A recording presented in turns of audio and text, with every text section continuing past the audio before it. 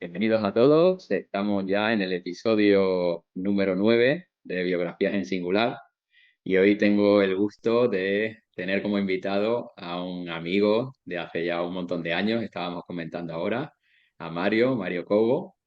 Él es músico, hemos compartido pues, bueno, festivales, alguna gira por ahí que luego igual comentamos. Tiene 48 años, nacido en Barcelona. Y bueno, como digo, pues es un gusto muy grande. Gracias, Mario, por acudir hoy a la llamada. Gracias por invitarme. Yo encantado de estar aquí. Y bueno, como decía, ahora irá saliendo, me imagino, en la conversación también un poco el recorrido, porque bueno, hemos coincidido desde chavales en festivales, compartimos así muchos estilos de música, el interés y bueno, este hombre, ahora ya iremos contando, pues ha sido y es una pieza muy importante dentro del engranaje del rock and roll clásico, nacional, internacional, pues bueno, iremos desvelando un poquito para quien no lo conozca, toda su trayectoria bueno, es digna de admirar. Y bueno, como las cosas no pasan así como de la noche al día, pues si quieres, Mario, contarnos un poco cómo es el Mario pequeño, qué inquietudes tiene, cómo era de niño. Pues el Mario pequeño, lo- yo durante años un poco me olvidé de mi infancia, yo creo, ¿no? Y la he ido rescatando los últimos tiempos a través un poco de auto, no sé, cómo estudiarme, ¿sabes? ¿Y cómo he llegado yo aquí, ¿no? A veces lo he pensado. Y el Mario pequeño, yo, el que recuerdo ya así un poco, era el que llegaba del colegio, ¿no? Que salía del cole allí, pues yo qué sé, con 7, 8 años supongo que tendría, y llegaba a casa y veía los programas que veían todos los niños en aquella época, ¿no? Que era como, yo recuerdo más o menos por nombres, pero seguramente no están bien ubicados en el tiempo, pero yo recuerdo el Barrio Sésamo, el, había uno como de ciencia, ¿no? Y luego ya más tarde había uno que era pues el tocata o siempre había uno de música, ¿no? Por las tardes. Y yo me los tragaba todos, me los tragaba, o sea, me tragaba todo eso y me encantaba el de música, me encantaba sobre todo aquello de con el número 5 y salía un vídeo, ¿no? Salía un grupo tocando, porque evidentemente yo no tenía definidos mis gustos musicales ni nada, ¿no? Tenía ahí me gustaba la música. Y al poco tiempo descubrí que mi madre tenía un pick-up de, ¿cómo se llama esto? De aquellos de un Cosmos, ¿no? Creo que eran españoles, que para un tocadiscos portátil. Y me dedicaba yo a hacer mis programas de música con los singles que tenían por ahí mis padres, que daba igual, habían del Fundador, de mis abuelos, de lo que sé, de cualquier cosa. Pero a base de eso iba haciendo un poco mis gustos musicales, ¿no? Yo al tener que enumerarlos, sí que los iba definiendo qué me gustaba más y qué menos, ¿no? Y aparte de eso, pues era un niño un poco divertido, yo creo. También, bueno, he de decir que con 7, 8 años mis padres se separaron y yo me convertí un poco en un niño un poco malhumorado, pero sin ser mala gente, pero eh, que estaba mucho en mi mundo, ¿no? Me metía ahí, me metía mucho con Ujú, los discos, me metía mucho con los libros, ujú. tenía muchos amigos, esa es la verdad, pero nunca hice mucho deporte, me apuntaba a una cosa y me borraba, no tenía un espíritu muy competitivo, por así decirlo. No era un gran estudiante, porque me aburría en el colegio muchísimo. Eh, Sin embargo, cuando empecé la FP, pues ahí ya se podría decir que ahí empecé a sacar buenas notas, pero yo creo que porque tenía una buena preparación del cole que iba o algo. No sé, ¿Y por no, dónde, no sé cuánto quieres que ahonde ahí en mi infancia, por, pero por dónde querías en esa época, ya si hablamos de la FP, pues sería sobre los 13 14 años, mm, sí. ¿por dónde tenías el interés? ¿Por dónde veías tú que podías enfocar tu aprendizaje o tus estudios? Claro, yo cuando... Yo recuerdo la EGB como o sea, muy divertida, ¿no? Porque tenías ahí tus amigos y eran los amigos de toda la vida, pero sobre todo el final como un momento muy duro porque te estaban como obligando a decidir tu futuro, Mm, ¿no? Y yo realmente no tenía ningún tipo de, vamos, no sabía nada, ¿no? Y mm, recuerdo que al menos en el colegio que yo iba, pues o eras administrativo o mecánico, ¿no? Un poco lo que ellos también vendían, mm, o si eras listo, ¿no? Ibas a la universidad, pero tampoco te decían a qué. Ya te decían que tenías que hacer el BUP y el code, todo aquello. Y yo, como realmente no lo tenía nada claro, me decidí por la FP, por administrativo, pero como podía haber elegido cualquier otra cosa, ¿no? Yo ahora por mis gustos y tal, siempre pienso, jolín, pues si hubiese cogido electrónica o algo, seguro que me hubiese gustado más, porque, mm. no sé, siempre me gusta estar con cachivaches y, Ah, no sé, pedales de guitarra, amplificadores, me encantaría tener ese conocimiento, pero te hacen elegir como a una edad tan temprana que yo creo que bueno, no tenía nada definido. Yo fue hasta que ya llevaba un par de años música intentando tocar la guitarra y tal, que de repente yo a mi madre le decía, es que yo quiero tocar la guitarra. O sea, ¿sabes? Y ahí ya tenía 14 o así, ya estaba en FP. Y mi madre siempre me decía, y mi padre, ¿no? Cuando acabes los estudios harás lo que quieras. Y me quería apuntar, por ejemplo, recuerdo a la escuela de música, pero la escuela de música coincidía con los horarios que, que yo iba por las tardes a estudiar, con lo cual, claro, yo pedí permiso para salir antes para poder ir a estudiar música, pero en mi casa me decían que acabase mis estudios. Bueno, esa mentalidad, ¿no? De gente trabajadora que lo que quiere es que su hijo, que yo ahora que tengo hijos lo entiendo, ¿no? Pues lo que quieren es que tenga un porvenir y cada uno lo hace lo mejor que puede. mm, Así que yo acabé FP, sí, la verdad es que eso sí que lo hice todo sin problemas y el día que acabé, yo creo que le di a un botón de reset y olvidé absolutamente todo lo que aprendí, o casi todo, porque dejó de interesarme y dije, venga, pues ahora ya he acabado de, he acabado los estudios y ahora voy a tocar la guitarra. Y así lo hice. o sea que te agarraste un poco ahí a esa promesa o lo que te decían tus padres, ¿no? De decir, hasta que no acabes los estudios, Totalmente. pero tú sí Claro, que claro. tenías ahí, como decías, sobre los 14 años, ya esa búsqueda, ¿no? Tú ya querías tocar la guitarra, a pesar de esa No, incompatibilidad de horarios, ¿no? claro, de hecho fue antes, ¿eh? Yo recuerdo que yo creo que en octavo o así ya nos decían que fuésemos a hacer a la biblioteca, los trabajos, ¿no? Pues ibas ahí con compañeros de clase y yo, pues, como no sé si llamarlo inquieto, o con muchos intereses o simplemente poco, poco centrado en los estudios, pues me dedicaba a buscar otros libros y encontré un libro de guitarra, Ujú. que era Manual de la Guitarra.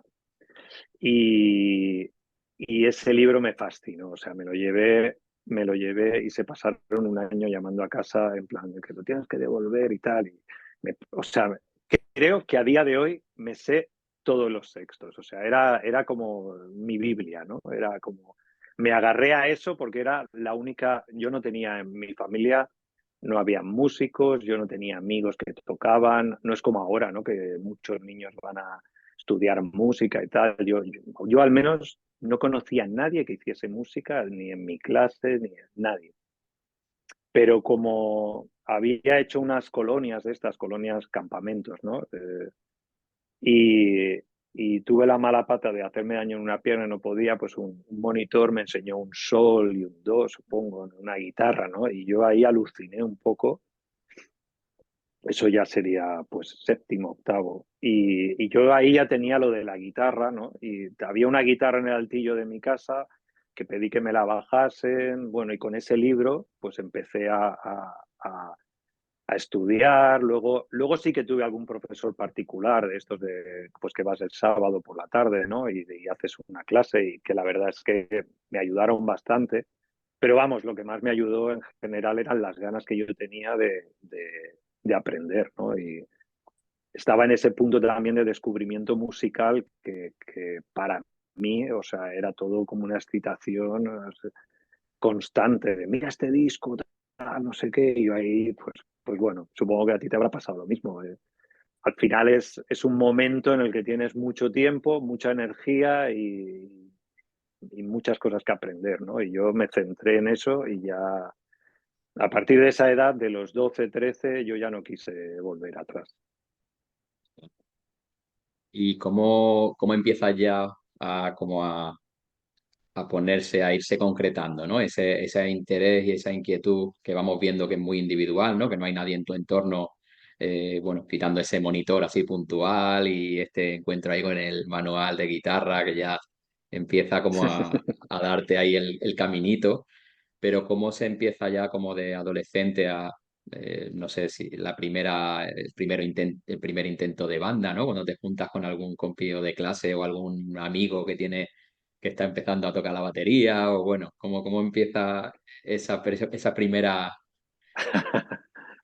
La primera vez fue de risa porque la primera vez yo creo que yo no había empezado ni a tocar la guitarra. O sea, yo solo tenía una guitarra, pero yo no sabía ni que habían que hacer acordes ni nada. O sea, fíjate el desconocimiento porque no conocía a nadie, ni yo ni mis amigos, de que nos pudiese explicar, ni teníamos referencias. Y, y la primera vez monté una banda, creo que era en octavo de GB con mis compañeros, ¿no? Que ya habíamos empezado a descubrir el rock and roll y como que estábamos ahí súper emocionados con eso, ¿no? Y se vinieron a mi casa eh, y, y dijimos, y yo dije, venga, va, yo tengo una guitarra, tengo un teclado, típico Casio esos, y, y montamos una batería con una caja y tal, y entonces nos fuimos y había un cantante, ¿no? Había un chico que se había hecho una canción, se había escrito como una canción. Y fue increíble porque de repente, claro, dijimos, venga, va, esto empieza así, uno, dos, tres, cuatro.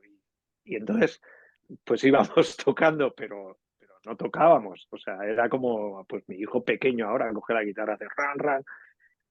Y de repente fue muy frustrante porque fue, pero hostia, ¿qué pasa aquí? Que no suena nada, ¿no? Claro, o sea, éramos tan naifs que no teníamos la conciencia ni de que había que aprender a tocar un instrumento ni nada. O sea, esa fue la primera vez. Luego ya, cuando yo empecé a hacer cosas, como todos mis amigos ya estábamos en un círculo de eso, ¿no? De descubrir música y tal, pues sí que es verdad que nos entró como un poco ya las ganas de tener un grupo de música. Y, y ahí, pues yo sobre todo, que era el que más metido estaba ahí, ¿no? En aprender, o sea, el que más estudiaba, pues empecé a convencer a mis amigos, ¿no? De, oye, toca el bajo, tú con la guitarra, yo les enseñaba las cuatro cosas que yo sabía y ahí empecé a montar mi primer grupo, que fue un grupo que duró un concierto pero bueno, ahí es como ya empezó todo, ¿no? Yo, también es verdad que recuerdo que uno de mis primeros profesores pues hizo un concierto en la típica Casa de la Cultura de allí en Badalona, ¿no? Y, y para mí eso fue también como una especie de, me abrió los ojos el ver que, hostia, es que no hay que estar en la tele para tocar música, o sea, esto si lo hace esta gente lo puedo hacer yo, aunque evidentemente yo veía que yo no tenía la capacidad musical de aquella gente que estaba tocando. Pero sí que es verdad que el por fin tener delante música y músicos me hizo pensar que esto es posible. O sea, sé que tengo que tocar, tengo que practicar, etcétera, etcétera, pero me pareció una cosa alucinante y vamos, o sea, ya se me metió en la cabeza y no ha vuelto a salir desde entonces.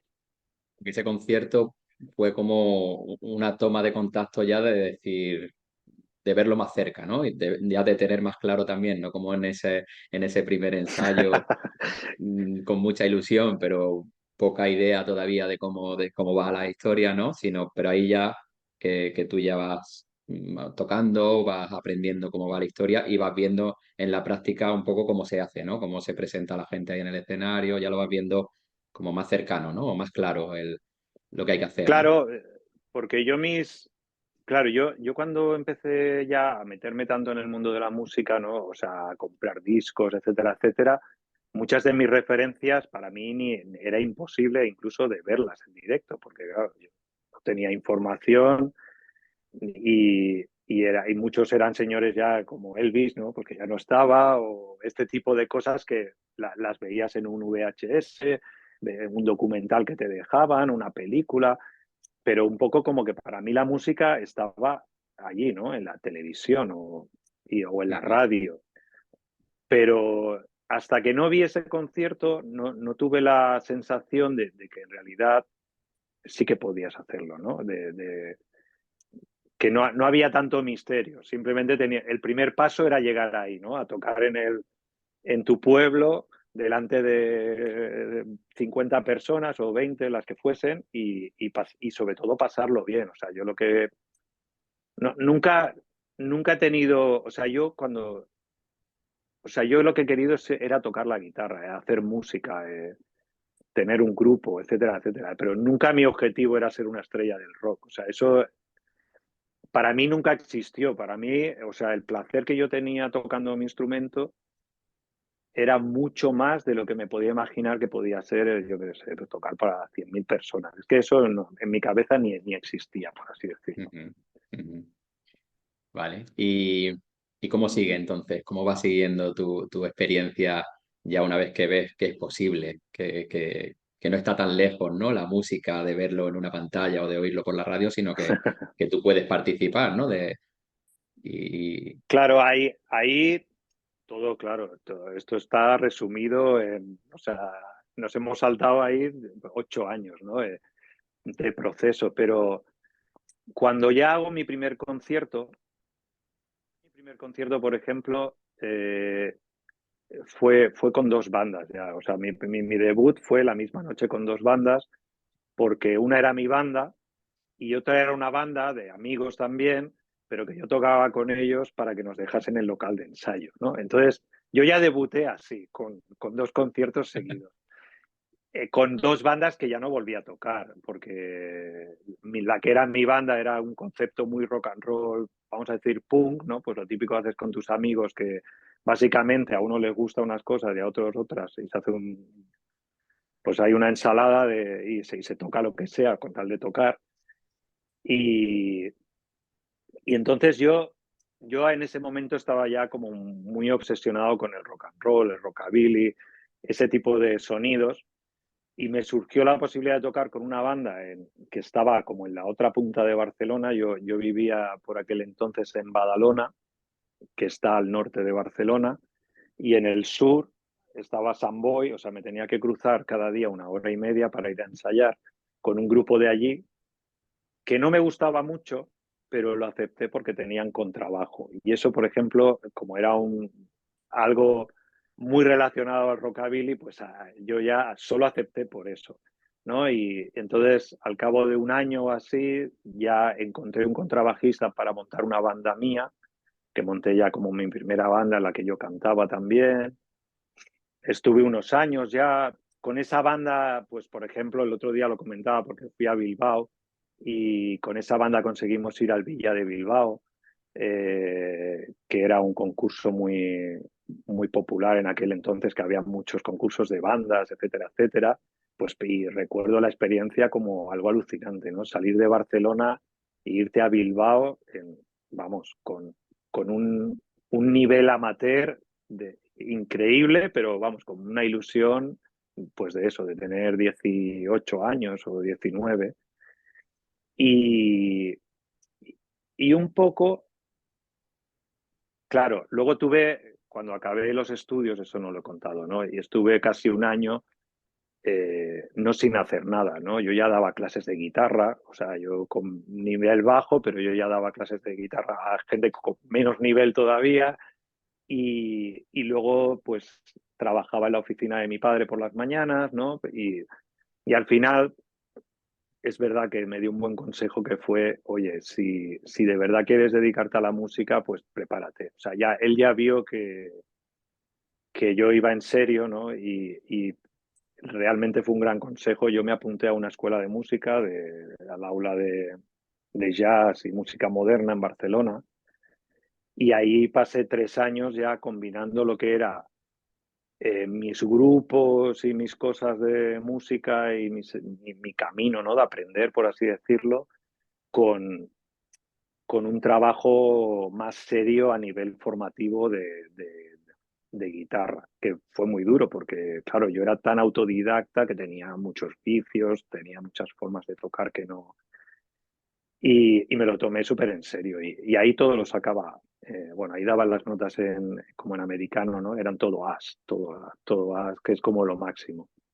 Y sin embargo no acabé tampoco esos estudios porque, claro, llegó un punto que yo formé ya mi banda que eran New Niles y empezamos a hacer incluso giras por Europa, ¿no? Como empezó ahí un montón de cosas que no nos esperábamos y, y de repente se me hacía muy pesado pues tener que estudiar el temario que me daban para guitarra.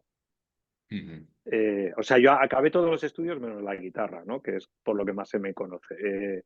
Porque no me interesaba, o sea, porque yo estaba estudiando guitarristas que me interesaban, como Chet Atkins, yo qué sé, Jimmy Bryan, todo ese rollo, y allí me estaban dando pues John Scofield y tal, que los valoro mucho ahora y los aprecio y tal, pero en aquel momento yo pensaba, pero esto, ¿sabes? Si yo quiero esto, a mí no Claro. me podéis llevar por aquí. Ujú, Y bueno, un poco ahí es donde yo creo que empezó la profesionalización, un poco. ujú. Vale. Y sí, esa dicotomía a veces, ¿no? Que te encuentras entre la parte formativa, que bueno, que en muchas escuelas y academias pues tiene su temario y tiene su artistas, ¿no? Que tienes que estudiar, repertorio, tal, y otra vez, y por otra parte, el desarrollo personal, individual, que uno dice, ostras, es que esto, y con esas edades sobre todo, lo que tú dices, ¿no? Que empieza, uf, es que esto no conecta, si yo lo que quiero es tocar esto, ¿no? Pues lo que has comentado, ¿no? Algo como los solos de rockabilly, ese sonido, y ves Claro, a veces como que no hay conexión. Dice, vale, esto técnicamente sé que me aporta, pero yo quiero profundizar en estos estilos. Y más también si coincide con que empiezas con un grupo ya que empieza a tener movimiento, que va teniendo una respuesta, ¿no? Y dice, uy, esto ya se va cociendo, ¿no? Ya no es solo, ¿no? Muy... Y bueno, ¿qué edad tenías cuando formáis New Niles? yo creo que yo tenía acababa de cumplir 21, creo, con un Mm, año. Yo sí, creo ahí, que pues tenía por ahí sería 21. más o menos cuando nos conoceríamos, seguramente, en algún festival pues, por Cataluña o bueno. Bueno, que en aquella Sí, época todavía era finales, había más conciertos puntuales, ¿no? Rubí, cosas de estas, ¿no? De Carlos, claro, más que todavía claro. no estaban consolidados los festivales Yo que creo vemos que ahora, ¿no?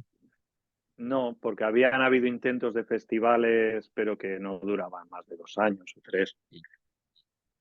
Yo, de la etapa esta formativa, claro, no sé por qué yo tenía una obsesión con la edad, ¿sabes? Pero era porque mis ídolos eran todos muy jóvenes. O sea, tú veías la biografía de Eddie Cochran, incluso de Elvis, ¿no? De cuando ellos empiezan a triunfar, entre comillas, con sus discos y tal, y su carrera. De hecho, hay muchos que mueren muy jóvenes, etcétera. Yo o sea, tuve un problema, yo creo que era un problema, ¿no? Pero yo crecí con una idea de que, hostia, que es que los 21 ya eras viejo. ¿Sabes? Y no es el concepto del punk ese de muere joven y deja un bonito cadáver ni nada. Era más bien pues que yo me había puesto las metas de lo que eran para mí como mis ídolos, ¿no? Y era, pues, yo qué sé, si Brian Setzer tenía 20 años cuando sacó el primer disco de Stray Cats, pues más o menos debe ser por ahí, ¿no? Y cuando yo estaba estudiando, que muchas veces, claro, uno tiene que elegir en la vida, ¿no? Y tiene que ir cogiendo su camino. Pero yo, por ejemplo, cuando estudiaba música, la guitarra yo ya sabía que en esa escuela no era lo que yo quería, pero me sirvió mucho pues para limpiar, para técnica. Tuve algún profesor que realmente me ayudó mucho, sobre todo a mejorar, ¿no? Porque, por lo que decía de los vicios. Pero, pero yo quería ser compositor de música de cine. Y entonces había una opción de irse a Berkeley a estudiar, ¿no? En Boston, a la Universidad de Música de allí, que es súper prestigiosa. Pero claro, yo en aquella edad yo ya tenía 21 y de repente pensé, ¿dónde voy yo? ¿Sabes? Voy a ser un viejo, me voy a ir ahí a estudiar y o sea que en el fondo uno va cogiendo ese camino, ¿sabes? Y a la vez me pasó esto, ¿no? Yo en el 96 monté los Moon por lo que sea cayó en gracia, o sea, porque yo ya he aprendido que no siempre es solo que el grupo sea bueno o malo, de repente estás en un sitio, funciona, o es el momento o lo que sea, ¿no? Y empezó a funcionar, pero de una manera tranquila, ¿eh? Y no fue hasta el 98 que se juntaron muchas cosas. Por ejemplo, fue mi primer concierto con un artista internacional, bueno, con una leyenda del rockabilly como Sonny Barges y DJ Fontana, que es en el casino de Rubí. No sé si tú estarías en aquel concierto. No, en ese no. No, Que nos pillaba, yo he vivido pues todavía en claro, Marbella y era, vamos, cruzarte. claro, claro. Sí, Pero ese concierto, pues imagínate, o sea, es que yo ni era realmente consciente de con quién estaba tocando. O sea, aunque conocieses las canciones y evidentemente tocar con el batería de Elvis, ese tipo de cosas yo las empecé a apreciar casi después, pero sí que me hicieron trabajar mucho, ¿no? Porque claro, era una responsabilidad y aprenderme un repertorio súper bien, tocar por primera vez delante de, pues no sé, igual había 1000 personas, o sea, estaba abarrotado, lleno de gente muy joven y con muchísima ilusión, o sea, ese concierto, o sea, era una locura, es de los conciertos más divertidos que yo he hecho, creo, en mi vida, o sea, he hecho muchos, pero ese le tengo mucho cariño. También en aquella época sacamos el primer single de los Nunails.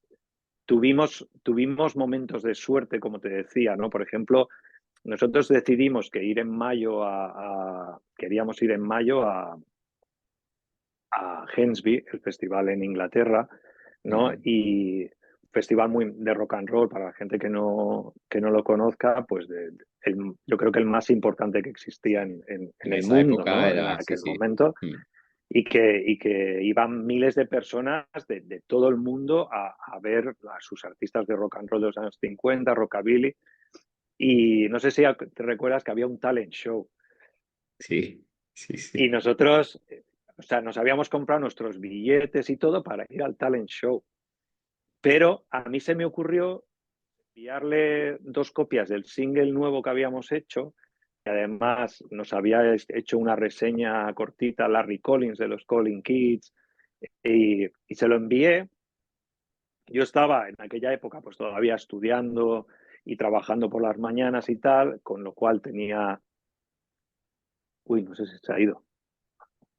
¿Estoy? Sí, Sí, perdona. Eh, no sé si usaba el fax, ¿no? Porque claro, hay que recordar que en aquella época casi no había internet, etcétera, etcétera. Y, y de repente recibí una carta de Hensby, una postal, ¿no? Que me daba las gracias por los singles y que los iban a poner en las jukebox de allí y tal y cual, que les había gustado mucho. Entonces tuve un momento, pero yo siempre he sido muy comedido y de hecho muchas veces parezco un tío antipático porque simplemente soy, no lo sé, tímido seguramente. Pero en aquel momento decidí que iba a llamar y iba a preguntar que por qué no nos dejaban tocar. O sea, que yo iba a ir sí o sí a tocar al talent show, pero que ya que estábamos allí, Y tal como llamo, me coge, creo que era Vivi, no sé, una chica, Ujú. y me pasa con el jefe, que no, ahora sí que no me acuerdo de cómo se llamaba, y me dice, Willy Jeffrey, creo que era. Mario, sí, Willie Jeffrey, es verdad, y me coge el teléfono y me dice, gracias por el disco tal y cual, y entonces dice, mira, me acaban de cancelar el concierto del miércoles, si venís, os dejamos tocar. Y dice, evidentemente no había mucho dinero ni nada, pero ya sí que nos daban los apartamentos y comida, es que era mucho más de lo que yo esperaba, ¿no? Y, o sea, que fue seguramente porque a este señor le acaban de llamar, tenía un marrón ahí de, hostia, ahora quién busco, llamo yo y le pregunto, oye, vamos a ir y queremos tocar. Pues venga, tocáis vosotros. Bueno, Claro, hicimos ese concierto y ahí había un promotor alemán, que era Andy Wider, que de repente quiso ser nuestro agente en Europa, lo cual ya nos abría las puertas a toda Europa, porque desde mi casa yo tampoco tenía tantos contactos, y nos sacó un disco y ahí empezó todo como a funcionar solo, ¿no? ujú.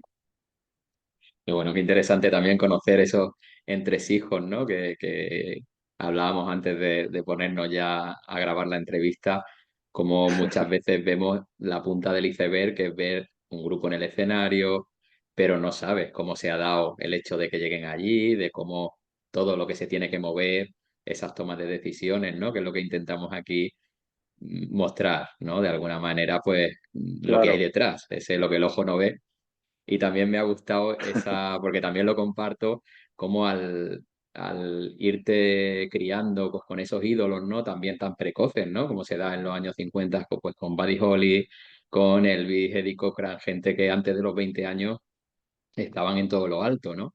Y tú claro, te vas viendo ahí, vamos, yo creo que yo empecé a tocar pues con 21 o 22, no empecé a coger la guitarra y lo que tú dices es como esa sensación del rockero que se te pasa el arroz, ya, ¿no? Con 20 21 años y dices, guau, si ya soy un carcamal, ¿dónde voy con 21 años a aprender a tocar la guitarra, ¿no? Y claro. cómo se ve Y ahora. fíjate, Sí. ahora muchas veces yo estoy, no sé, me hablan de un grupo, ¿no? Y me dicen, pues, hola Mario, hay un grupo de gente súper joven. Y yo, pero ¿cuántos años tienen? No, 26, 27. Y, o sea, el concepto de la juventud, que evidentemente supongo que no solo porque ahora la gente vive más, sino porque también estamos estirándola, ¿no? Todo lo que podemos. Nos parece que alguien con 26 o 27, y yo con 26 o 27 para mí era un señor ya. O sea, desde el punto de vista de ahora, no, pero es como yo lo sentía en aquella época, por lo que tú dices, porque era como un mundo de gente muy joven. O sea, de tus ídolos eran jóvenes. Y luego hay una cosa que también yo he pensado muchas veces, el no tener acceso a ese día a día de tus artistas favoritos, pues a ti lo que te permitían o la única información que tú tenías eran pues las fotos de los discos o de una revista, etcétera, etcétera. Entonces yo, si yo tenía un disco me lo invento, pues el primer disco de los Stray Cats en mi casa, ¿no? Que a mí me gustaba mucho, pues claro, esos tíos ahí tenían 20 años. Y aunque cuando yo lo descubrí ya tenían 30 o 30 y algo, para mí su imagen era la de la foto esa. Que te queda esa imagen ahí congelada. Claro. Claro, claro. Y hoy en día es más difícil porque, no sé, es casi como que estamos metidos en la vida de quien quiera, ¿no? De repente decides perseguir a alguien y que yo no lo veo muy interesante, pero Ujú. estás ahí, ¿no? Viendo a la persona envejecer casi, ¿no? En su día a día. Y, no sé, era más mágico, yo creo. Sí, eso usaba mucho también pues cuando ibas a un festival, a Hensby, por ejemplo, ¿no? Y veías el panfleto de promoción con el artista en la foto en el 58 con 19 años y luego te encontrabas ahí a un señor ahí, pues bueno, algunos cuando empezamos a verlo eran de la edad que tenemos nosotros ahora, ¿no? Billy Riley igual Claro, pues, tenía 50 y pocos cuando fueron allí, pero bueno, claro, a nosotros nos parecían pues señores, ¿no? Nosotros con 20 y pocos claro. años, ver a Es que un yo cuando artista... toqué ese concierto con Sonny Barges y DJ Fontana, ¿no? A mí DJ Fontana me pareció un señor súper mayor. O sea, era en plan de, ¡guau! Pero qué mayor es este señor, ¿no? O sea, no creo que tuviese igual más de 50 años. en el 98. claro. Sí, Igual sí, tendría 50 y pocos, y ¿sabes? Pero poco. vamos, que yo ahora no me atrevería a decir que era un señor mayor. Ya no ofendería, ¿no? Si alguien dice que uno es mayor Claro, con claro. 50. ¿Vale? Y bueno, ya vamos viendo ahí cómo van cuajando, ¿no? Y los proyectos, como con estas circunstancias que comentas, a veces pues como un golpe de suerte o como te animas rompiendo esa timidez a llamar en el momento adecuado y se dan, ¿no? Ese clic que hacía falta para que te vea el promotor, Andy Weeder, bueno, estas cosas que vamos viendo, que claro, nosotros conocemos como los efectos de eso, ¿no? O sea, las giras europeas, comentarios luego en revistas especializadas, tal, pero no sabes cómo, dónde ha nacido, ¿no? Todo eso. Y cómo se va dando luego ya si nos vamos a la década ya de los 2000, que bueno, ahí también tenemos para comentar también, pues al principio en 2002 también que nos embarcamos gracias al amigo Robert, ahí hicimos una mini gira por California muy chula también, plagada Sí, de anécdotas también, que bueno, ahí compartimos unos días de viaje, de anécdotas de conciertos, muchas risas también, bueno, estas cosas que solo pasan cuando te embarcas en una aventura así, ¿no? claro, claro. El partido aquel de los Lakers que fuimos a ver también. Hombre, pues es que no sé si estoy conectado o no. Bueno, sí. Vale, perdona. Claro, eso es a finales, lo que yo estaba hablando en 98, 99 y llega a los 2000. Y hay una cosa a nivel así personal, claro, yo siempre quise ser músico, ¿no? O sea, mi idea era, no sé si decir vivir de la música o permitirme vivir haciendo lo que me gustaba, ¿no? O sea, porque no es vivir de la música. A ver, si vives de la música, pues entonces puedes hacer mil cosas que no te gusten relacionadas con la música, pero yo siempre he querido hacer lo que me gustaba y poderlo. Claro, eso es muy complicado, ¿no? Y para eso sí que hay que ir tomando, no decisiones, y aunque a veces es muy duro, pero yo, por ejemplo, casi siempre había hecho bandas con mis amigos, ¿no? O sea, siempre tiraba de gente con la que yo tenía mucha relación. Pero claro, la vida cuando tienes 20 es una cosa, cuando tienes 28 es otra, conforme vas creciendo, ¿no? Hay unas necesidades, cada uno tiene sus circunstancias y iba resultando más difícil, se podría decir, mantener los compañeros de viaje, ¿no? Porque claro, no Ujú, todo el mundo está dispuesto pues yo que sé, a vivir en un apartamento pequeño con cuatro cosas, ¿no? Cuando, no sé, lo normal a los 27 ya era casi estar casado cuando yo tenía esa ujú, edad. Y así que los grupos se iban modificando. De hecho, cuando nos fuimos a California, pues ya no había ningún miembro original de Nunails, excepto yo. Yo había pasado a cantar, un año antes me pasó, porque el cantante pues no podía, o sea, él tenía su trabajo y claro, yo de repente llegaba, nos vamos a Las Vegas, vamos a hacer no sé qué, y se estresaba porque claro, yo ahora lo entiendo, pero en aquel momento también lo entendía, pero también entendía que yo sí que quería hacerlo, ¿no? Y yo tiré ujú. para adelante siempre con mis proyectos. Y los 2000, pues yo creo que, claro, ya ahí ya tenía 25 años, 26, ya empiezas a tener, pero claro, las experiencias estas como la que tú cuentas de irnos a Estados Unidos un poco a lo loco, ¿no? O sea, porque fue así. Con una persona que conocías de haber, pues no sé, de haber encontrado en un festival dos veces y no sé, casi comunicándote por carta o al email ya funcionaba, pero era una cosa no como ahora. Y recuerdo que nos montó una gira, que te acuerdas que íbamos en una furgoneta que parecíamos El equipo A.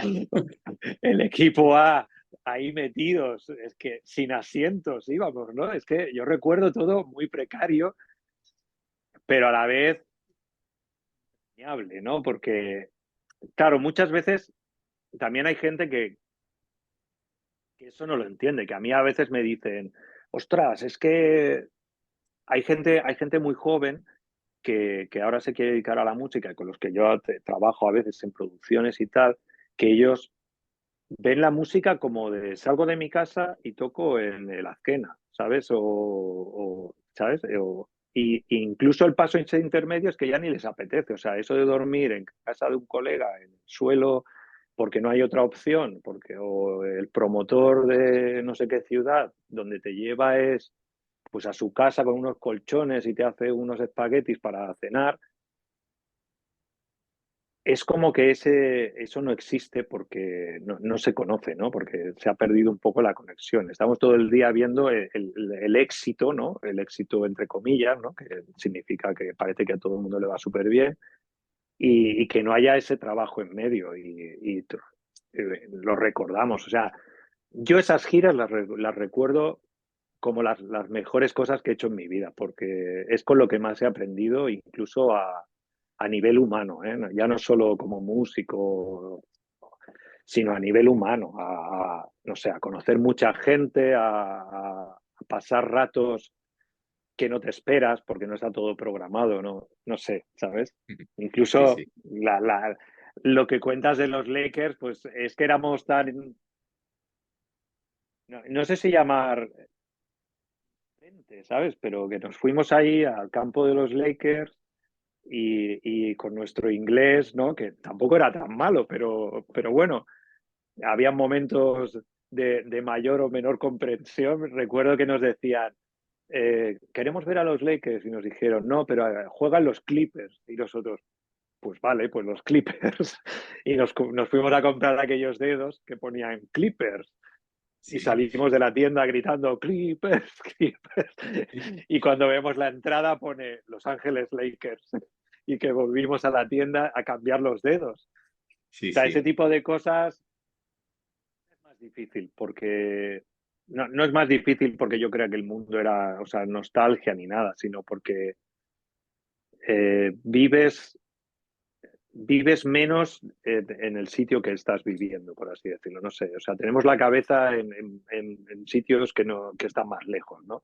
Ujú. Y esos momentos son muy intensos, ¿no? Yo a veces cuento, digo, jo, es que yo mi primera gira en Estados Unidos estuve 3 semanas y pasó del desastre total, ¿no? De estar enfermos en un albergue, en una montaña ahí en Los Ángeles, que lo estábamos pasando fatal, acabar durmiendo en casa de una amiga, no de una amiga que vivía con sus padres, que tenían una casa de invitados en medio de Hollywood, que el padre había sido coreógrafo de Hollywood, amigo íntimo de Marilyn y no sé qué, y pasar de un extremo al otro, que eso sí que te lo da la música y muchas veces, ¿no? Esa forma de conocer gente súper interesante o estar un día a lo mejor casi sin dinero para comer en medio de la carretera de no sé dónde, ¿no? Y, y esa experiencia vivirla al 100%, porque es que yo de esa gira casi no tengo ni una foto, porque había que ir con la del carrete todavía, y recuerdo que llamaba a mi casa metiendo monedas, ¿no? Y además desde Estados Unidos es que, o sea, recuerdo que era, dígame, y yo, mamá, estoy bien, y cloc, cloc, cloc, cloc, cloc, cloc, cloc, ya te llamo la semana que viene, ¡pum! ¿No? Entonces yo entraba a la furgoneta y seguía allí, ¿no?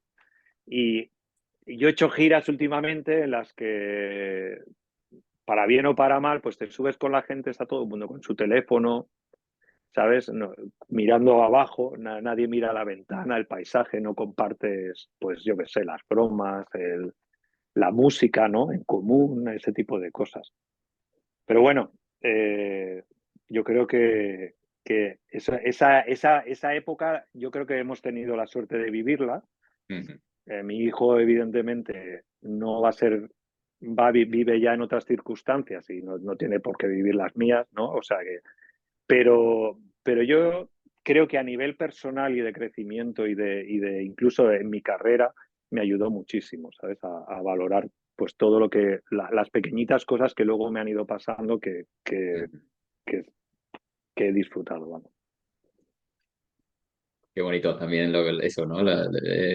Que compartas todos esos detalles tan personales, ¿no? De las giras que se dan, pues como has dicho, ¿no? De un extremo a otro, de estar ahí en una situación que igual estás lamentándote con otro compañero, pero ¿qué hacemos aquí? ¿Cómo hemos llegado? Y luego a los 3 días estar flotando, ¿no? En una nube de estas cosas, ¿no? Que conoces a uno, a otro, como cuando estuvimos también en San José, que vimos los vídeos de este señor que era un coleccionista, que tenía vídeos de Jimmy Bryan, claro, eso en esa época y Speedy West te volaba la cabeza, claro, ¿no? No conocías a nadie que tuviera eso, ¿no? Y claro. conocer gente de primera mano, pues unos eruditos, ¿no? Gente americano y en sus propias raíces, pues bueno, lo que tú dices, ¿no? Eso te lo da, pues el embarcarte a ver a dónde vamos, que, Claro, bueno, la aventura misma, ¿no? De la vida, que te tiras ahí de cabeza y lo vives, ¿no? Por así decirlo. Que, claro, yo recuerdo giras de entrar a un supermercado, estar en perdidos en Alemania y entrar a un supermercado, comprar una lata de lentejas y comérnosla ahí en la furgoneta, ¿no? Y al día siguiente en un festival en Múnich y que te pongan un hotel de 5 estrellas, que parecía eso en la mansión de tal, y pues saberlo disfrutar todo, creo que es una de las cosas más importantes que yo he tenido en esta carrera, ¿no? O sea, saber que puedes pasar de un lado al otro de un día y poder disfrutarlo, ¿no? O sea, eso sobre todo pues estando con gente con la que estás a gusto, con la que puedes compartir eso, ¿no? Y disfrutando de lo que haces. Normalmente hay que decir que siempre que te tocaba la habitación súper chula era el día que tocabas a las 3 de la mañana y al día siguiente tenías que salir a las 5 para irte a Oslo o lo que sea. O sea que te daban una habitación increíble y ni entrabas a ducharte y te ibas. Pero bueno, sí. pero sí, sí, eso es chulo. Y había, bueno, otra ley también que se solía dar, que te ibas de vacaciones con tu chica, tu pareja, tal, y a veces encontrabas la habitación con dos camas y te ibas con el grupo y te tocaba, y había, no, no, esta habitación de cama otra vez a dormir con el maromo este. Sí, sí, eso Claro, era claro. otra. Sí, Nosotros la primera gira esa que hicimos en Estados Unidos, al principio realmente era un desastre. Y claro, a día de hoy, si eres muy joven es muy difícil de entender. Y si eres mayor casi nos hemos olvidado. Pero es que en el 2001, que fue aquella gira, no había internet. Nadie tenía un móvil, ni tenías toda esa información de lo que te ibas a encontrar. Entonces nosotros nos fuimos ahí. Claro, y íbamos un poco como en las películas, íbamos con la furgoneta, ¿hoy dónde tocamos?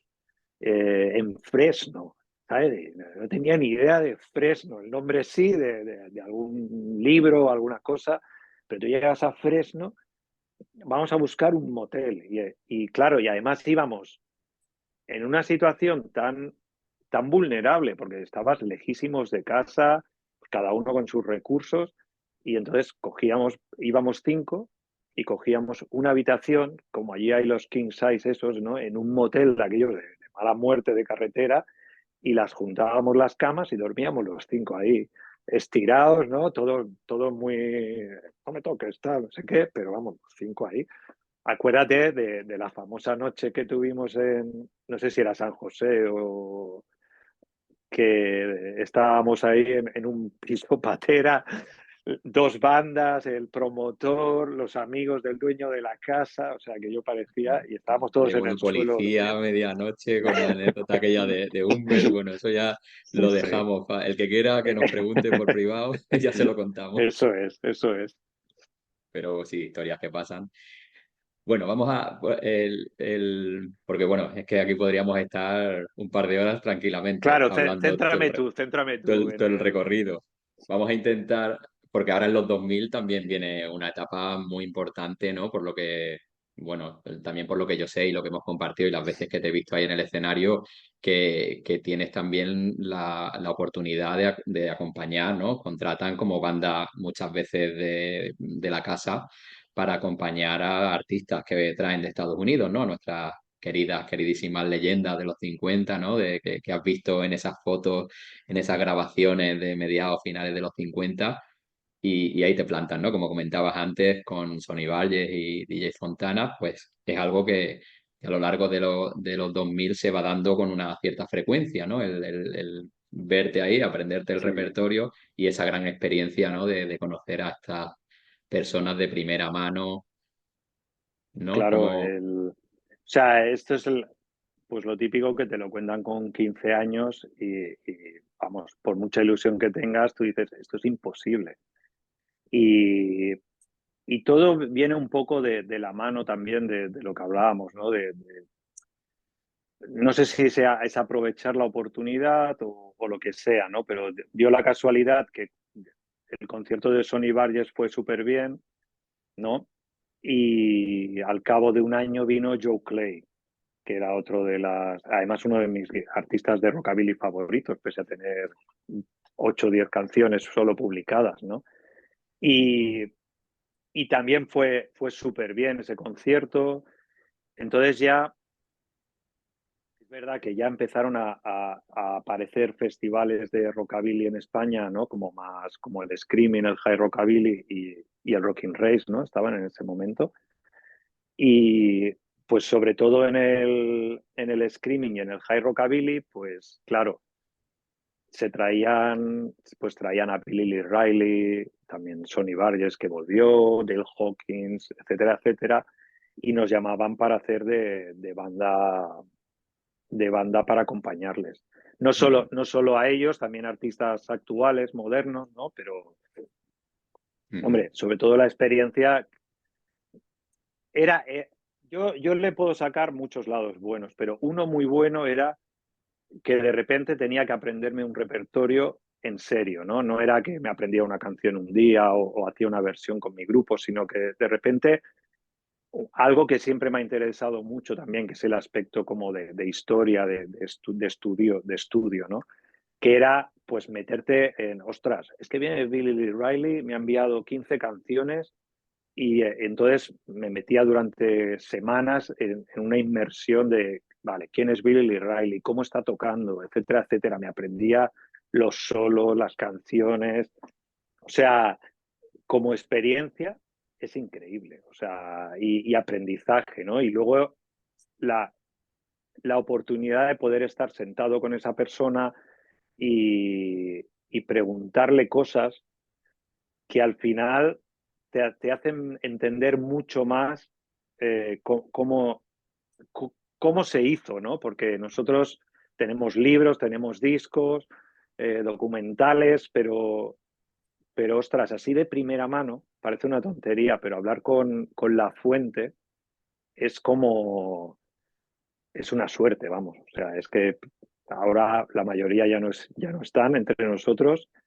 y, y van a ser historia de la música. O sea, no sabemos a qué nivel, ¿no? Pero es que posiblemente el Mozart del siglo XX, pues el Mozart no, pero no sé, pues va a ser tal cantante o Ujú. tal persona que igual incluso hemos conocido o he podido tocar con ellos y ha estado ahí yo qué sé, en cosas que dentro de 100 años se van a estudiar como la época del rock, ¿no? Del siglo XX o lo que sea. Ujú, claro. Ostras, yo lo considero, vamos, me siento súper afortunado. Eh, Ujú, y luego también había mucho trabajo, o sea, no es, ¿sabes? O sea, eso es un tipo de show que se puede hacer de muchas maneras y yo lo he sufrido también. Yo a veces he contratado un músico que ha venido, que era un musicazo buenísimo, pero que está acostumbrado a, bueno, sí, ya me lo he escuchado, se pone a tocar y es verdad que un concierto dura una hora. Entonces, si fallas 5 veces, pues durante el concierto, al menos pues para mí es como si me fuesen dando puñaladas cada vez que yo fallo, pero que al cabo de una hora el 90% de la gente se ha olvidado, me refiero. Que hay mucha gente que se lo toma así. Yo, sin embargo, me lo tomaba súper en serio. O sea, recuerdo muchos ensayos con la banda, preparando los conciertos. Recuerdo sobre todo lo bonito que era que cómo lo apreciaban, ¿no? El trabajo hecho.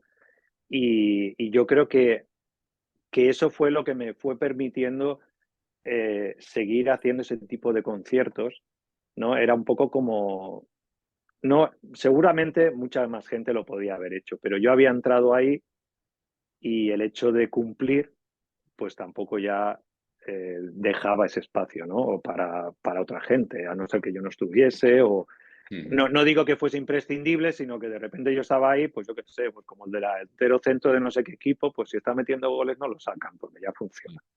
ujú, Y pude aprovechar esa oportunidad y disfrutarla. O sea, eso me permitió, por ejemplo, no recuerdo el año, pero hubo un año en el que vino Kim Lenz a tocar al High Rockabilly, que es la llamaban la reina del rockabilly moderno, ¿no? En no sé qué año sería, el 2000 y algo.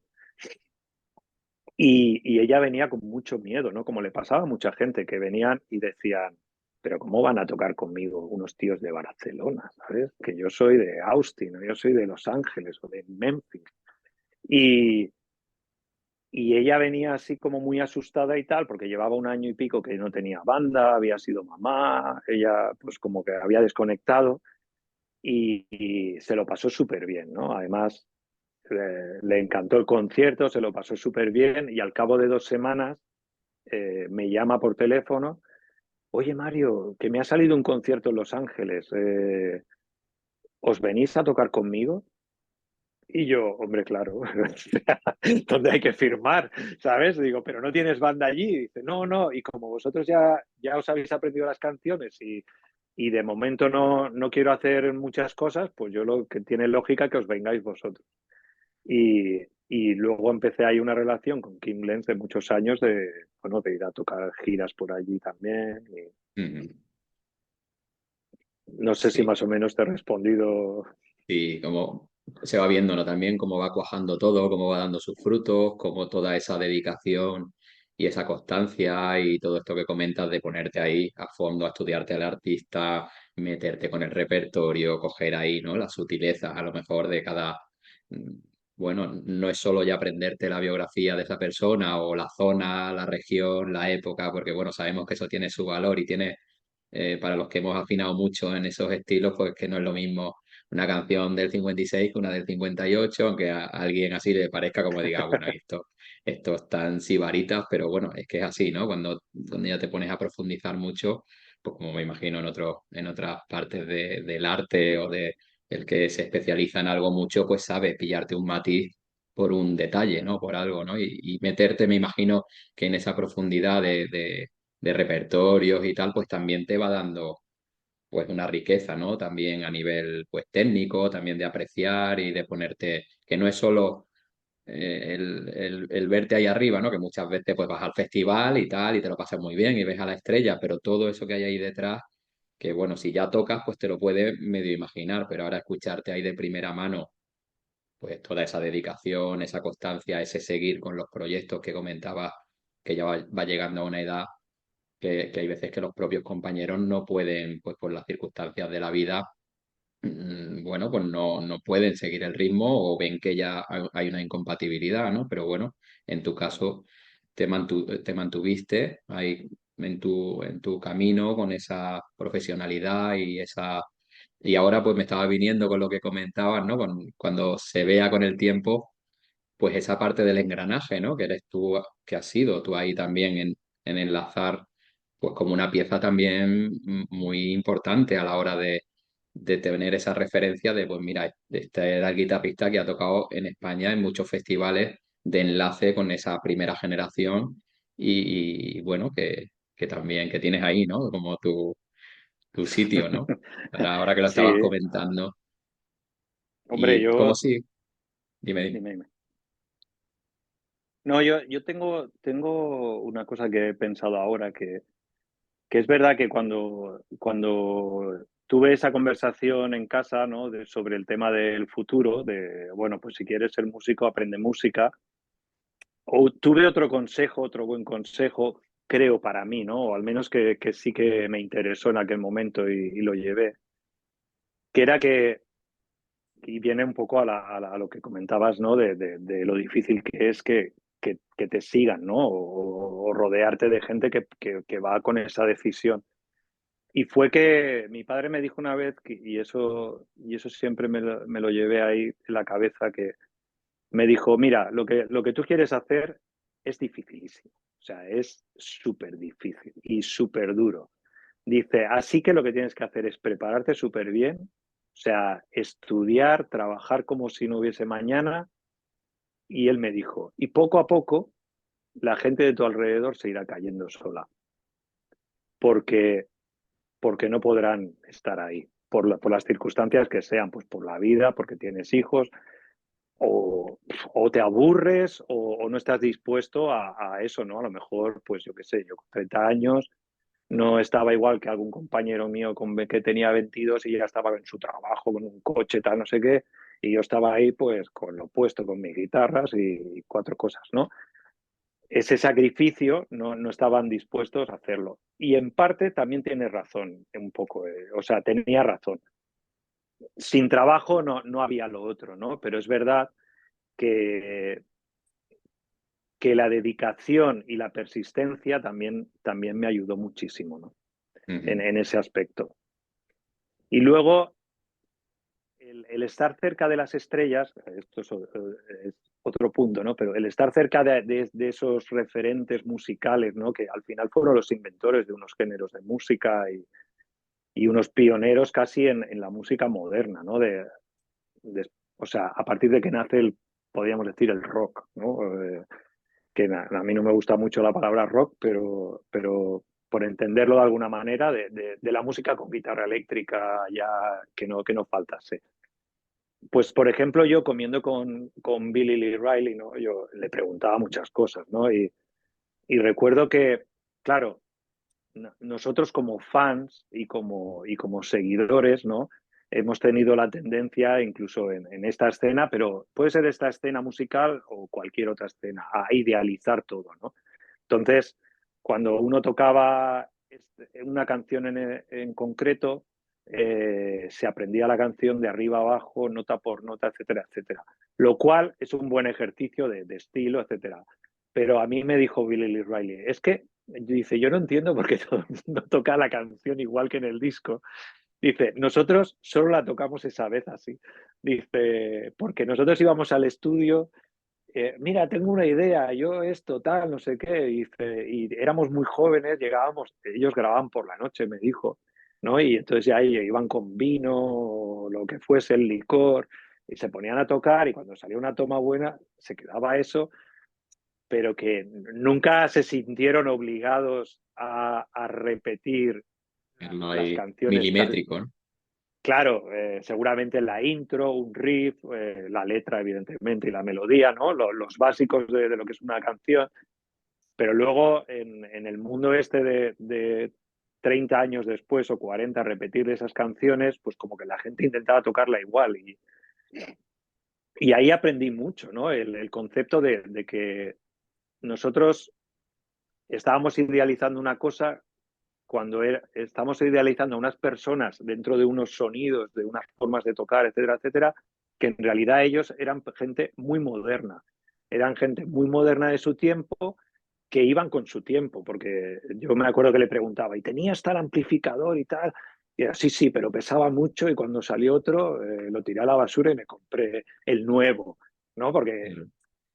y recuerdo no sé si era Sonny Barges que vino con una guitarra a tocar con así como unas pastillas raras y con pedales y súper distorsionado. O sea, yo intentaba tocar sus canciones como en el año 50 y él tocaba blues, por así decirlo, ¿no? O sea, básicamente él tocaba blues, rock and roll, pero súper moderno. O sea, seguro que a él le gustaba Stevie Ray Vaughan en aquel momento y no tenía su cabeza en el año 56. Claro. Pero bueno, eso es la suerte de haber vivido esas experiencias y de haber estado ahí también, ¿no? De haber estado Ujú. dispuesto a pegar el salto donde te llamasen. ¿Y cómo sigue, Mario? ¿Cómo seguimos ya si nos vamos metiendo más en la segunda década de los 2000? ¿Cómo va tu trayectoria? Porque bueno, ahí sabemos también que hay un cambio interesante también en cuanto a la audiencia y bueno, cuando estos grandes conciertos, ¿no? A nuestro nivel, a los que Ujú. estamos nosotros acostumbrados Sí, de festivales y de audiencia que puedes encontrar en un club así regular, en nuestros estilos más underground, a dar un salto ahí cualitativo en cuanto a condiciones, a respuestas de gente, ¿no? Que cuéntalo tú con tus palabras, como no sé pues es un exactamente el año, poco, pero claro, yo eh, siempre, siempre he tenido muchos intereses, por así decirlo, ¿no? Entonces, yo en el año 2004 o así, no es que hubiese perdido a nivel de interés por la música, ¿no? Por el rock and roll de los 50, etcétera, etcétera, sino que estaba muy inmerso en ello, ¿no? Y empecé a tener a nivel propio, como autor, como artista, sí que empecé a tener otros, vamos a decir, otros intereses, ¿no? Y quería expresarme. Yo estaba en un momento de... Entonces, por ejemplo, con Nunails pasamos de tocar más rock and roll de los años 50 a una cosa como, no te lo podría definir, pero vamos a decir más moderna. Y luego cambiamos al castellano como idioma, ¿no? Tuvimos un manager que, que a nivel profesional o de ver el trabajo de la música, ¿no? Del negocio de la música, pues me ayudó muchísimo, ¿no? Porque yo siempre había estado en el underground y súper feliz, ¿eh? O sea, de hecho, vamos, yo siempre he intentado hacer lo que me gusta y al final lo que me gusta vive en el underground, por así decirlo, ¿no? Pero sí que es verdad que de repente ves que sí que hay posibilidades de por qué no acercar tu música más allá de un pequeño grupo, ¿no? Eh, y entonces, cuando empecé con los Nunaels, empezó todo a animarse y esto, la verdad es que no recuerdo si es a final de los 2000 o primeros del 2010 o así, pues por ejemplo, es verdad que yo no solo tenía los Nunaels, tenía un grupo de rhythm and blues que eran los Lazy Jumpers, con Lazy Jumpers, pues un poco por eso, ¿no? Por mi forma de ser también, a veces dudo, pero yo sé que si pruebas cosas, el no, el no siempre está. Mm. Así que si no preguntas, no tienes la opción del sí. Entonces, yo soy de preguntar. Por ejemplo, con Lazy Jumpers tuvimos giras por Inglaterra, muchísimas, porque conseguí un manager en Inglaterra que nos consiguió unas giras espectaculares allí por teatros y, perdón. Y, y había empezado a hacer este tipo de cosas. También había empezado a producir, porque con el Toro Records, pues hacíamos cosas como, pues eso, venía el hijo de Johnny Burnett, ¿no? Rocky Burnett, y con un presupuesto ahí súper pequeño, pues teníamos que grabar. Y ahí empecé yo un poco también con los temas de la producción. Eh, Con Joe un Play poco recuerdo como que también ya... un disco también con Joe Play también, ¿no? Ese no lo produje yo, pero compuse para él y fui a Inglaterra a grabar. Sí. Ujú. No sé, un poco como que las cosas se van normalizando también, ¿no? En tu vida y ya no es solo la excitación sino que, bueno, pues yo también he sido de levantarme por la mañana y ponerme a trabajar. O sea, yo tenía muy claro que la música no era el día del concierto, sino en realidad es el día a día. O sea, yo me levanto y me vengo aquí a mi estudio cada día y si tengo que mezclar un disco o aprender canciones o componer, o yo cada día me dedico a esto, o sea, y lo he hecho siempre, eso lo he hecho de toda la vida. Si tenía que aprender repertorios o hacer oficina, llamar a gente a darle un poco la paliza o a venderle lo que sea. De esa manera, al cabo de unos años vas viendo que, bueno, pues, a ver, no, pues lo que yo siempre había dicho, que yo teniendo mi sueldo para vivir, haciendo lo que me gustaba, yo ya me siento una persona afortunada, ¿sabes?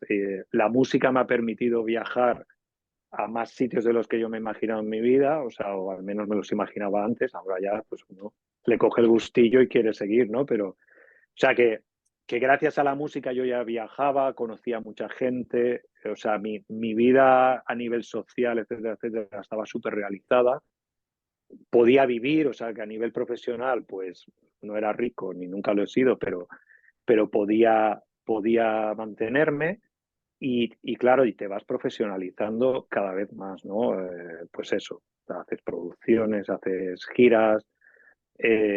Entonces, yo creo que uno de los momentos también muy importantes en mi carrera fue otra de esas, pues un día que yo le envié un email a Dani Nelo, porque Dani Nelo lo conocía, ¿no? De Barcelona, de verlo tocar, era amigo de amigos, habíamos coincidido en la típica boda, tal, pero no éramos ni colegas ni nada, ¿no? Y un día le envié un email y le puse, oye, ¿no crees que por gustos musicales, pues porque deberíamos hacer algo juntos, ¿sabes? Porque él estaba muy metido en el teatro, ya casi tocaba poco con sus proyectos y, y tenía un grupo que se llama Tandori Lenoir de Rhythm and Blues espectacular, que yo iba a verlo, no sé qué tocaba los lunes o los martes en un sitio que se llama La Boate en Barcelona y lo iba a ver muchísimo porque era brutal, o sea, así de rhythm and blues que se hacía en España, yo no conozco una banda igual, sobre todo en aquella época. Y le envié, recuerdo que al día siguiente me respondió, claro, tío, vente a mi casa y empezamos a mirar. Y con Dani estuvimos, yo creo que casi un año solo quedando, escuchando música y enviándonos cosas, como un poco como conociéndonos, ¿no? Hasta que un día, oye, tengo un tema, yo tengo otro tal, venga, quedamos, él y yo hicimos unas maquetas y así empezaron los Mambo Jambo, que los Mambo Jambo es otro de los grandes saltos en mi carrera a nivel profesional, ¿no? Es decir, después de la época esta del rockabilly y tal, no sé qué, de repente empezamos un proyecto como de cero de rock and roll instrumental que funcionó increíble, ¿no? No sé si Sí, he sí, llegado una ahí. super banda. Ya desde el minuto cero que empezaba ahí ya a tocar, ya era, bueno, se veía ahí pues esa profesionalidad, esa madurez también en los músicos, ¿no? Que como ahí se podía apreciar también esa transición, ¿no? De cómo empezamos como, bueno, dando ahí como los primeros intentos que se pueden hacer y cómo se ve eso, pues igual 20 y pico años, ¿no? En tu trayectoria de esa constancia y de estar ahí y ahí se aprecia, ¿no? Una puesta en escena que ya dice, ostras, estos no son ya tres chavales intentando aquí aporrear o reproducir algo, ¿no? También eso, ¿no? Se podía, lo que tú dices, ¿no? Es un salto ya también en... Y bueno, en esta... Pero Sí. perdona, que lo de los Mambo Jambo es muy curioso porque realmente la gente lo que conoce, ¿no? O la gente que nos conoció en una época, bueno, ellos siguen ahora y están súper bien. Pero hubo un momento que era como una gran novedad, o sea, es que tocamos en el Cruïlla con miles de personas que lo fliparon en la Plaza Cataluña, en las fiestas de Barcelona con 8 o 10 mil personas, o sea, y la gente se lo pasaba genial porque la banda es verdad que había una actitud, una puesta en escena, una energía increíble. Pero el primer concierto de los Mambo Jambo fue un puto desastre, ¿sabes? O sea, el primer bolo que hicimos eh, fue en un teatro en Barcelona que Dani pues conocía a los dueños y tal y le dijeron, pues estamos haciendo una programación de conciertos. Hicimos un concierto que habían 10 personas, me parece que habían. Y, y nosotros tocamos, pero súper estáticos. O sea, era como una cosa ahí, como todo súper bien, ¿no? Como de tíos que están ahí tocando bien su instrumento. O sea, nada que ver con el espíritu de Mambo Jambo. Y al cabo de un mes empezamos a hacer un espectáculo en Barcelona que se llamaba El Tabú, que era un espectáculo de burlesque. Que eso era ya una idea que Dani tenía y que habíamos hablado muchas veces conforme concebíamos la idea de los Mambo Jambo, hablábamos también de todo ese mundo, ¿no? Del burlesque, la música instrumental en aquellos bares, ¿no? Pues que se hacían variedades y un poco ese rollo. Entonces surgió la oportunidad de hacerlo en un sitio como el Apolo de Barcelona, que es un teatro espectacular, con la infraestructura de la producción del Apolo. O sea, que claro, eso también de repente lo vives, ¿no? Y entonces, claro, hacíamos un espectáculo en el que los Mambo Jambo tocábamos dos canciones, nos íbamos, había un espectáculo de un mago, salíamos otra vez, acompañábamos a una chica que bailaba, etcétera, etcétera. Y entonces nos dimos cuenta de que, claro, de que ese concepto de concierto en el que uno sale y como que se va entonando, ¿no? Conforme pasa el concierto, no servía. O sea, nosotros teníamos que salir y la primera canción era como si fuese la última del show, o sea, tenía que estar arriba del todo. Y ese fue nuestro aprendizaje, porque en realidad nosotros descubrimos que, hostia, esto nos funciona y además nos lo pasamos súper bien, claro.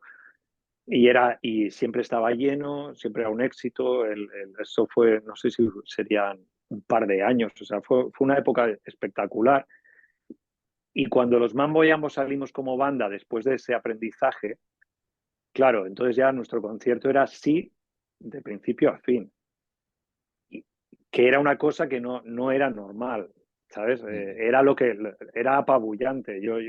O sea, de primeras era lo que la gente sentía. Joder, cuánta energía, Sí. ¿qué es esto? ¿No? Todo como muy espectacular. Y salía de ese mundo, del mundo de las variedades y de tener que enganchar a la gente muy rápido. Pero el primer concierto fue todo lo contrario, era como cuatro tíos tocando muy bien, así, ¿no? En su sitio cada uno, nada que ver, Curioso. pero bueno, sí, sí. Qué bueno. Y bueno, no sé si es por ahí más o menos, también viene la etapa que empiezas a tocar también con Loquillo, ¿no?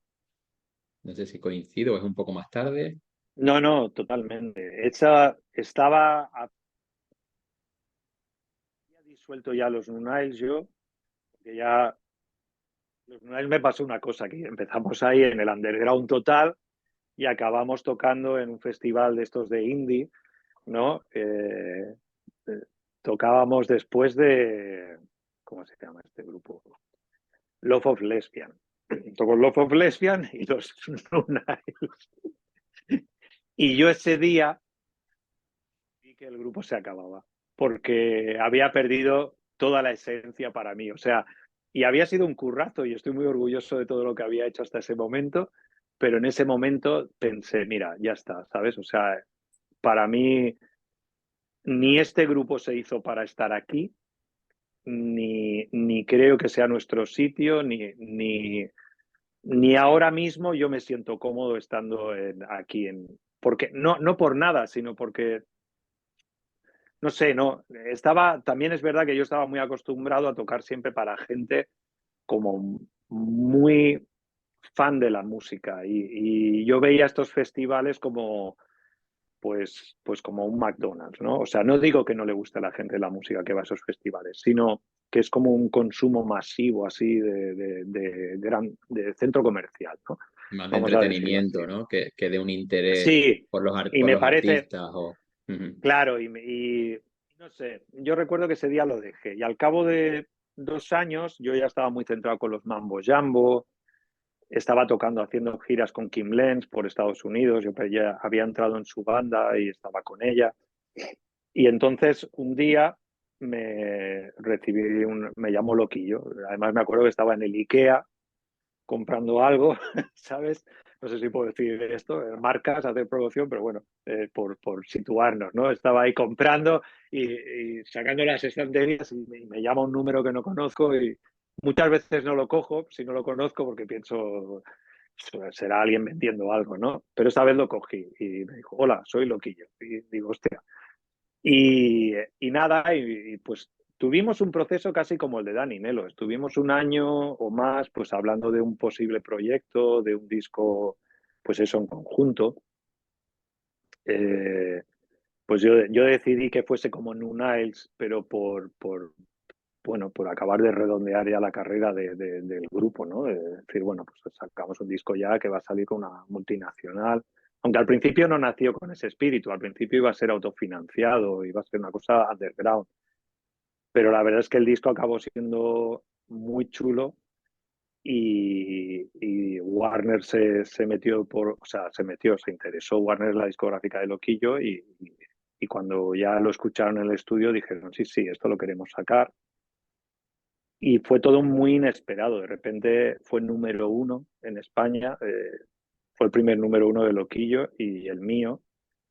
Tuve la suerte de ser productor del disco, de estar pues grabando con unos medios que yo no había tenido en mi vida, ¿sabes? O sea, porque yo, menos mis discos propios que los pagaba yo, normalmente las producciones que trabajaba siempre eran cosas de poco presupuesto, ¿no? Y ese pues lo multiplicaba por, no sé, 50 veces el presupuesto.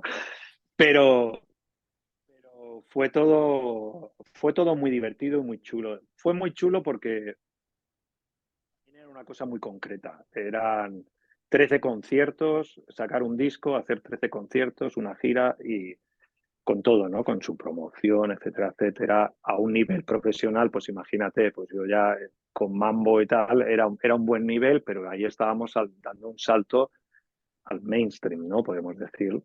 Y fue una cosa muy chula. Luego yo ya estaba en una época en la que yo me quería venir a vivir a Almería, o sea, también a nivel familiar y vital, estaba necesitando otro tipo de vida y, y ya cuando encontramos la casa en Almería, etcétera, etcétera, de repente, al acabar la gira, el loco me propuso entrar en la banda, pues yo, como desde mi lado más profesional, ¿no? Yo siempre he consumido, pues eso, los guitar players, había leído, tal, no sé qué, pues siempre me había planteado que si alguna vez me surgía, pues quería probar lo que era para estar en ese tipo de gira, ¿no? Había probado un poco del Código Rocker, pero el Código Rocker, que era el disco este con Loquillo, eh, era, seguía siendo una gira un poco de salas grandes, ¿no? O sea, hicimos la Riviera 2 noches seguidas, etcétera, etcétera, todo bien, pero estaba concebida como para salas de 1.000, 1.500 personas. Pero claro, ya entrar con Loquillo pues era tocar en las ventas con 15.000, en el Wizzing, ¿sabes? Cosas así. Y un equipo de trabajo espectacular, ¿no? Pues yo llegaba el primer día y ya no me entendía de nada de mi equipo, lo cual me generaba mucho nerviosismo. Yo siempre he sido de preocuparme de mis cosas y tal, pero bueno, te acostumbras y he aprendido mucho y no sé, fue una etapa interesante, por así decirlo. Bueno, muy interesante y en la que aprendí muchas cosas también, claro. Interesante también como eso, ¿no? Cómo van a veces, cómo va cambiando a veces el decorado, las compañías, siempre manteniéndote, ¿no? Ahí en tu profesión y cómo vamos viendo en este viaje que nos está relatando, ¿no? Cómo podemos ir viendo, apreciando los distintos compañeros de viaje y las distintas paradas, ¿no? Por las que vas pasando, con cada una con sus características y bueno, muy interesante cómo se van dando y también como fruto también de tu trabajo y de tu buen hacer, ¿no? Que se te va reconociendo y ya también van llamando a tu puerta. Y entonces, ¿qué edad tendrías ahora por lo que nos vas comentando, Mario, cuando das este salto a nivel personal de ir ya a retirarte de Barcelona, que, bueno, una necesidad más personal? ¿Qué edad tendrías ahí cuando te Yo mudas? creo que tenía 35 o así, 37, Ujú, vale. Y de- igual 36, 37 años, yo creo. ujú, Pero, perdona, se me han acabado las baterías de esto. Eh, yo cuando estaba con Kim Lenz de gira, en una de las noches paramos en Joshua Tree, allí que está entre California y Arizona, ya, Arizona, ujú. y fuimos a casa de un amigo suyo que vivía ahí en medio del desierto, ¿no? Y me alucinó el sitio, ¿no? Y además, no solo me alucinó el sitio, sino que me alucinó que de repente, pues yo qué sé, gente que yo admiraba como T.K. Smith, músicos así, vivía mucha gente en el área, ¿eh? Pues eso no, o sea, no exactamente ahí en un barrio vivían todos, sino que... Entonces me di cuenta de que pasada ya la edad esta de la excitación pues, de la ciudad, ¿no? De salir cada noche, etcétera, necesitaba un poco como de recogimiento o de encontrar un sitio. Y cuando conocí a mi mujer, pareja o como queramos ¿no? Pues la persona que sabe que está en la aventura conmigo, ella me trajo a Almería, pues porque su padre era de Almería, había veraneado toda la vida en Almería, etcétera, etcétera. Yo había tocado 2 veces en mi vida en Almería, pero no, vamos, Almería estaba lejísimos para mí, ¿no? Sabía lo del western y tal, pero no. Y aluciné, o sea, me dio una energía y una cosa que me encantó.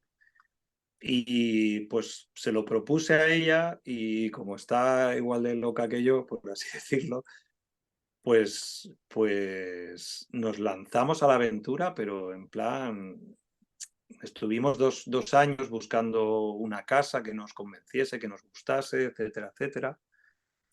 Y, y nos vinimos con todo lo que suponía. O sea, que, claro, yo mi carrera musical no se basaba en aquel entonces solo en los mambo jambo o estar con Loquillo o los Nunails. O sea, yo mi carrera musical, mi día a día también era, daba clases en una escuela, hacía conciertos, yo qué sé, pues me llamaba algún músico, oye, ¿te vienes esta noche a tocar una fiesta de swing? Y yo me iba allí y tocaba swing o montaba un combo de blues para un... O sea, yo tenía muchísimas cosas en mi día a día de actividad.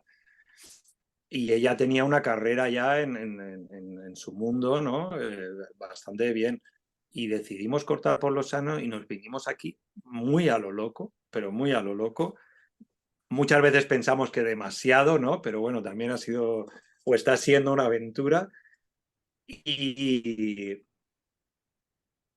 y no sé, y realmente a mí me ha hecho crecer como persona muchísimo, porque he encontrado una cosa que, que yo creo que yo lo llamo como la presión social, pero que ahora no la tengo, que era que envuelto en toda esa energía de eventos que tenía constantemente en Barcelona, ¿no? Pues tenía ensayos, tenía conciertos, y si no, pues quedas con gente, tal.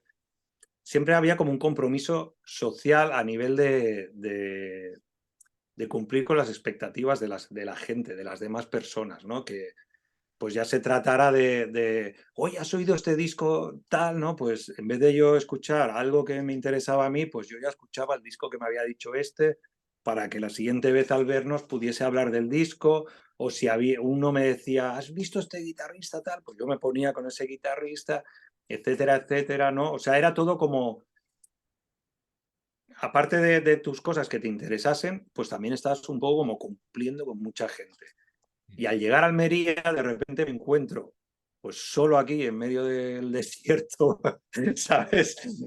Con mucho tiempo pues para venir a mi estudio oye, voy a escuchar este disco que hace 12 años que no lo escucho. Hostia, qué guay, tal. Y me pongo a tocar, a aprender, me pongo a componer. No sé, no sé si era un poco esa la pregunta, ¿no? Pero eso es un poco el viaje a Almería a nivel personal de lo mejor que he hecho en mi vida. Qué bueno. Que también como nos comentan, ¿no? Esta parte tan personal y tan de tu vivencia, ¿no? Cómo era tu vida en el día a día, en tu ciudad y lo que habías ido construyendo durante tanto tiempo, pero que a la vez se va volviendo de una manera demandante, ¿no? Y como en esa búsqueda ahí tan al desierto, ahí, ¿no? Que no tienes que darle cuentas a un cactus, ¿no? Estás ahí, te puedes montar tu atmósfera, tu sitio ya íntimo donde seguir avanzando, ¿no? Y seguir construyendo, ¿no? Son, bueno, etapas de la vida, ¿no? También como hay veces que necesitamos estar mucho ahí en esas relaciones sociales y conocer gente y movernos y estar ahí en esa vorágine, ¿no? De la que somos Sí, también un ingrediente, y luego hay momentos en la vida que necesitamos también esa retirada para seguir haciendo también, ¿no? Que no quiere decir eso que uno claro. se aparte, ni mucho menos, sino que es otra forma, ¿no? De relacionarnos también.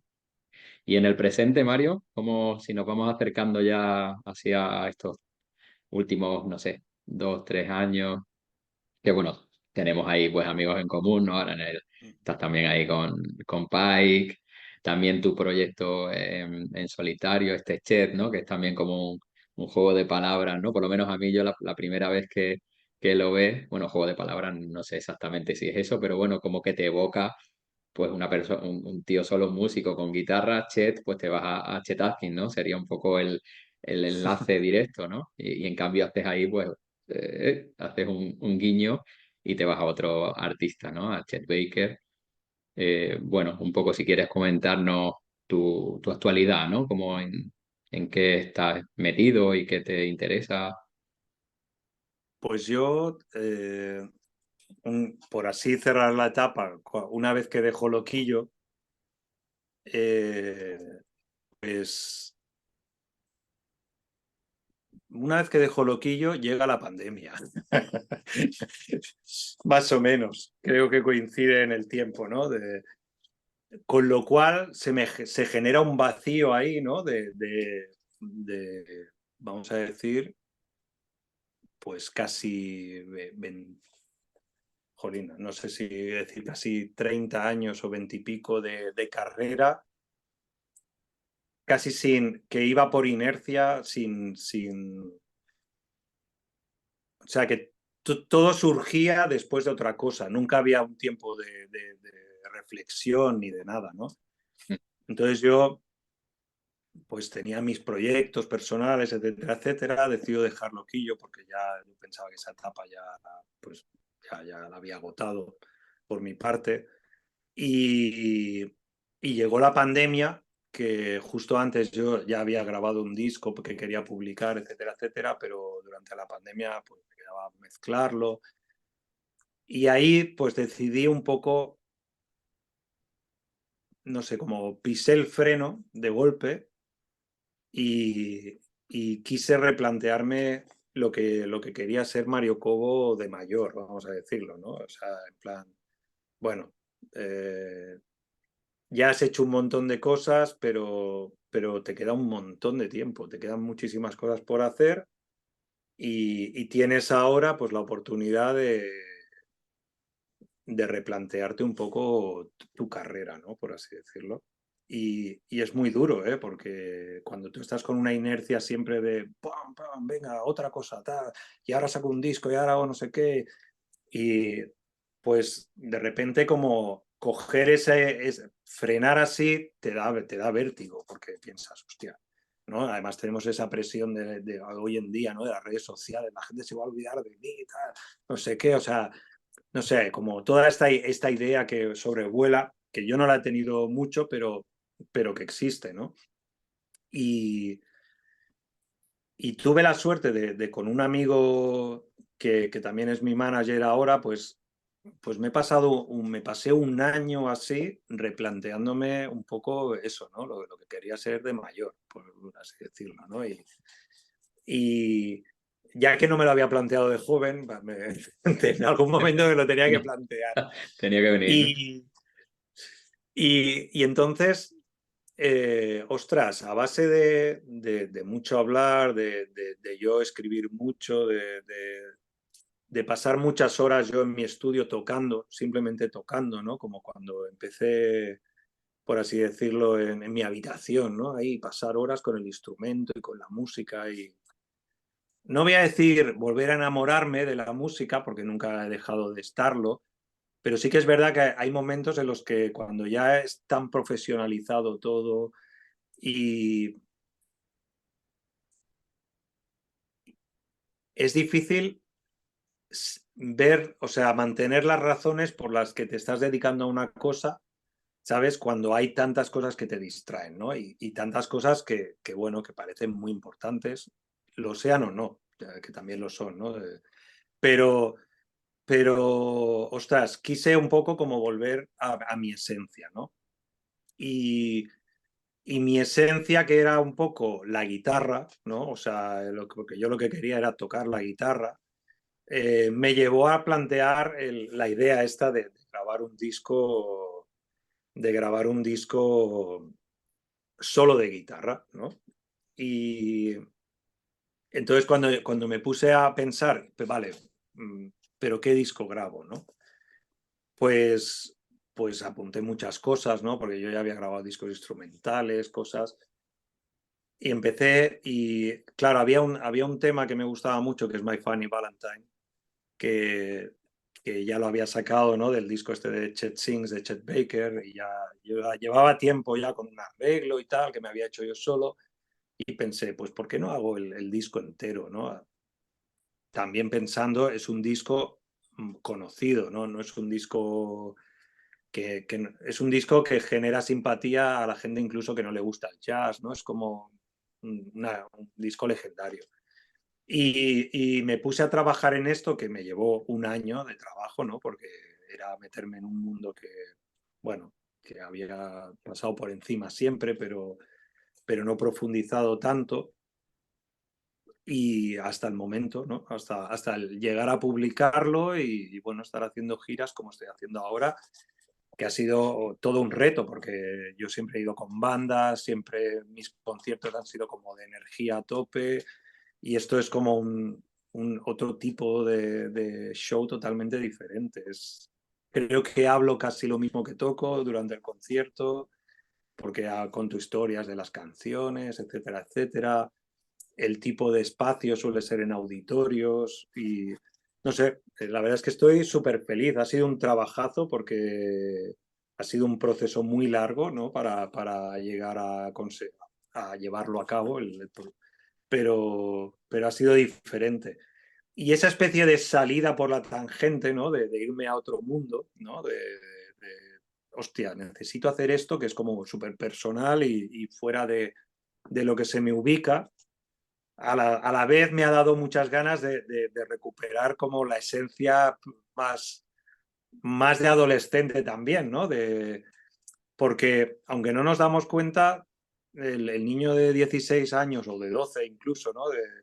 Se convierte en un señor de 48 años y Ujú. no tienes las mismas, no voy a decir inquietudes, porque inquietudes tengo, no las mismas, tengo más, pero no tengo las mismas necesidades de cuando me expreso de contar las mismas cosas, pero hay puntos en común como la energía, no sé, incluso recuperar cosas que ahora ya las veo desde otro punto de vista, ¿no? O sea, que en un momento las ves desde una perspectiva y ahora yo creo que ves el cuadro entero o tienes mucha más visión de lo que es el cuadro entero, ¿no? La historia.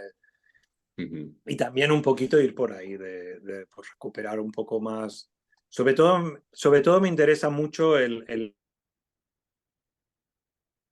la guitarra, todo eso, o sea, bueno, que te voy a contar, ¿no? Que tú también eres un loco de eso, pero me interesa muchísimo. O sea, de hecho mi carrera la quiero llevar un poco por ahí, no de historiador, pero sí de trabajar cosas concretas que a mí me gusta comunicar y no Ujú. sé, y ver hasta dónde puedo llegar con otro proyecto loco, ¿sabes?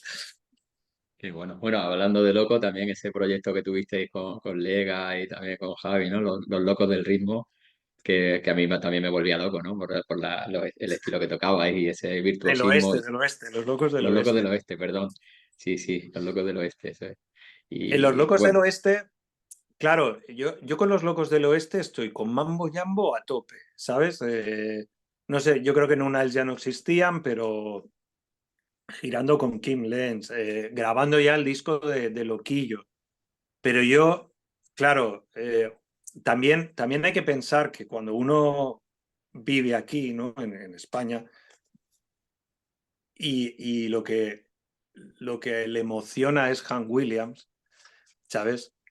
Estamos hablando mm, cosas muy opuestas, ¿sabes? Que es que yo incluso cuando tenía 16 años, a veces no sé por qué ni cómo, ¿no? Pero yo me emocionaba ahí escuchando Hank Williams y pensaba, ¿y por qué? O sea, si es que ni siquiera entiendo casi todo el inglés, como que no entiendo qué me está contando este tío, pero hay algo aquí con lo que conecto, que las cosas de mi alrededor, lo que escucha mi padre, mi hermana, no sé qué, no me interesa, ¿sabes? Y sin embargo yo escucho ahí al tío haciendo yo del steel guitar ese ahí y, y estoy súper emocionado, ¿no?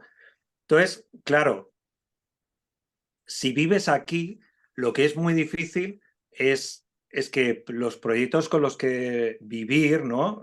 Manteniendo tu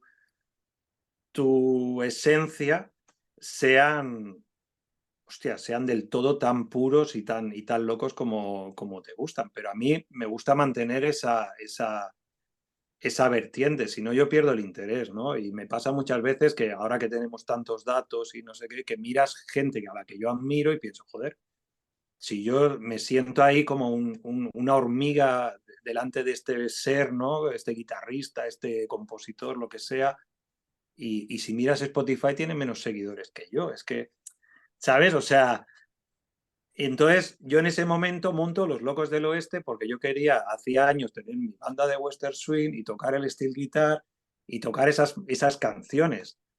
Y, y Javier, el contrabajista, que ahora toca en los Torontos y toca conmigo también en Los Crujidos, que es un proyecto de rock and roll. Y pues el tío tenía un contrabajo en su casa, pero lo único que nos relacionaba es que teníamos un sello muy pequeñito para sacar singles de vez en Carajillo, ¿no? cuando y que a él le gusta mucho el Western Swing también. Y yo le dije, tío, coge el contra y yo te enseño. Digo, si tú eres, y lo es, ¿no? Es una persona como muy ordenada y muy estructurada y tal, y muy inteligente también, ¿no? Y yo le dije, mira, empezamos así. Yo te pongo lo que tienes que tocar en estas canciones. O sea, ni escalas, ni armonía, ni no sé qué. Empezamos a tocar, tú te aprendes esto. Porque yo siempre he pensado que hay que tocar y la música y todo en la vida, ¿no? Lo tienes que hacer con la gente que disfruta de eso, ¿no? Pues si, yo qué sé, si vas a hacer paellas, pues con gente que le encanta hacer paellas y comérselas. Si te vas a caminar por la montaña, pues gente que lo disfrute, ¿no? Porque si vas con un tío que no le mola estar ahí y que lo hace por hacerte un favor, ¿no? Pues en el mundo de la música pasa mucho, que a veces porque no encuentras a alguien concreto, pues coges y pides un favor a un músico muy bueno que viene y tal, pero bueno, tienes ahí a un tío que está tocando y pensando, jo, a ver si me voy a mi casa y me pongo a tocar heavy metal, ¿no? Y está tocando, yo qué sé, el country y no le gusta. Sí. Pero en este caso yo siempre he preferido lo otro, siempre he preferido, tú eres un entusiasta, sí, te gusta esto, sí, pues oye, sí, en realidad aprender no se tarda tanto.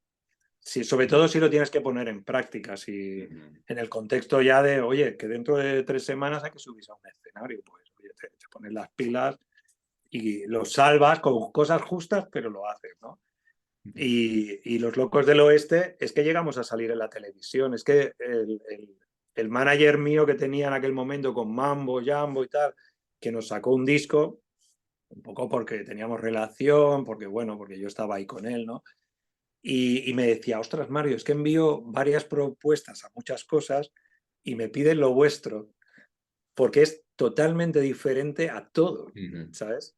Y era como, hostia, no me lo puedo creer, ¿no? Porque, o sea, pero Y bueno. bueno, esas vueltas, esas casualidades y esas propuestas, ¿no? Que yo creo que, bueno, pues también una vez que estás ya con una carrera amplia y conoces mucha gente, pues es más fácil de mover todo, ¿eh? O Que sea, se pueda dar. Muy bien, Mario, pues qué bueno agradecerte todo este recorrido que nos has hecho aquí biográfico con todo ese colorido, ¿no? Desde este chaval con su libro ahí del método de guitarra, cómo empieza ese primer intento ahí sin saber ni de qué va esto, ¿no? Y cómo se han ido dando ahí con tu constancia, cómo has perseverado ahí en tus proyectos, se ha ido viendo también esa madurez, esa búsqueda también que nos comentabas al final de esa parte, buscando esa parte más interior y siempre con el deseo de comunicar, ¿no? De expresarte, como hemos podido ver también en los proyectos, en los distintos momentos que hemos ido conversando, ¿no? De anécdotas, de sitios, de festivales, de conciertos. Está ese recorrido también de esa parte interior, ¿no? De esa alma comunicándose, pues de chaval ya de adulto joven, en sus proyectos, en su profesionalización y ahora en otra etapa, ¿no? Que también se puede percibir esa parte en el proyecto, ¿no? De Chet, como dicen, ¿no? De también comunicador, que hablas, que tocas en un espacio así más personal, más íntimo, ¿no? Como, bueno, distintas formas de expresarte a lo largo de estos años, ¿no? Y te agradezco mucho esta naturalidad y esta conversación así tan, bueno, que se ha dado que podíamos estar en un sitio pues tomando una cerveza y intercambiando, ¿no? Momentos y experiencias que, que lo ha hecho, no sé, especialmente rico y jugoso, ¿no? Y ver esta parte, esta cara humana, ¿no? Del guitarrista, del Mario, que ha visto mucha gente encima de un escenario o en un estadio, en un estudio, perdón, bueno, en un estadio también, y en un estudio, y verte, pues, esos entresijos, ¿no? Y la parte, pues, que te mueve, que te llama, que te hace que estés ahí, ¿no? En los proyectos y en tu no sé, ha sido muy bonito todo el recorrido que hemos hecho aquí de, bueno, de toda una carrera, saltándonos muchas cosas, lógicamente, ¿no? También, pero Sí. bueno, creo que ha habido aquí mucha amiga, ¿no? Y muchos detallitos también que a quien, pues bueno, que no sabía, yo tampoco, ¿no? Muchas cosas de las que has contado, tan personales. Qué guay. Bueno, yo me lo he pasado bien. La verdad es que nunca hablas de estas cosas, ¿no? Yo creo que la mayoría de la gente vivimos el día a día y vas pasando. Pum, pum, pum. A veces sí que piensas un poco, ¿no? Sobre todo en el cómo, pero ¿cómo he llegado aquí? ¿O cómo narices ha pasado esto? Tal, ¿no? Pero bueno, a nivel musical, pero ya sé que hemos cerrado, pero hay una cosa que siempre me decía Dani Nelo, que era un buen ejemplo, ¿no? Que para la gente que mantenemos como tradición de música y todo eso, que en realidad nosotros somos como en las Olimpiadas, ¿no? El tío de la antorcha, ¿no? O sea, ¿Vale? Ujú. si hemos tenido la suerte de coger una antorcha, pues llega un momento también en la carrera que tú tienes que entregar la antorcha, ¿no? Y no a nivel vital, sino que yo creo que te llega un momento también en el que también uno tiene que compartir.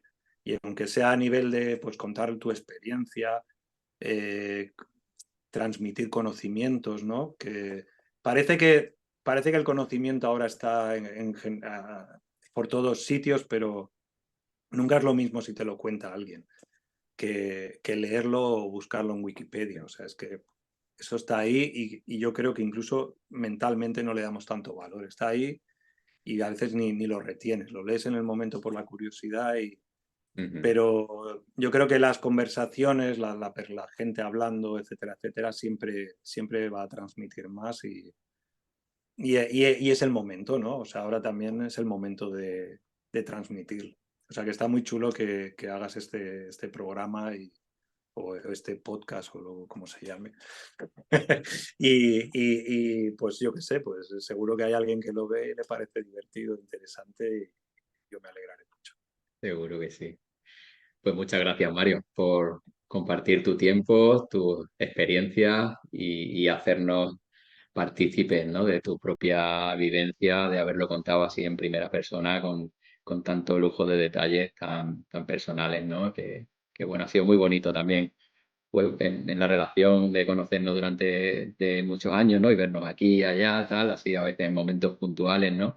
Pero el poder entrar y hacer partícipe, ¿no? De escuchar de primera mano, pues, todo este recorrido de tantos años, ¿no? Un músico profesional. Ha sido una delicia, Mario.